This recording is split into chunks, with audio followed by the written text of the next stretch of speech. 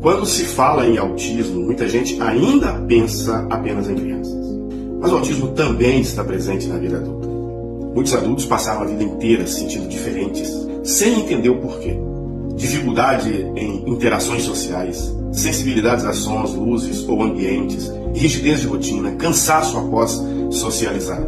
E muitas vezes desenvolveram estratégias para dar conta, mas com um custo emocional muito alto. Alguns só descobrem o autismo na vida adulta.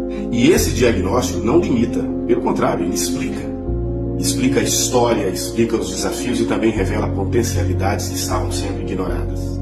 Falar sobre autismo em adultos é falar sobre autoalívio, autoconhecimento, respeito às diferenças e acesso a uma vida mais ajustada à própria realidade. Conscientizar é acolher, e acolher começa com compreender.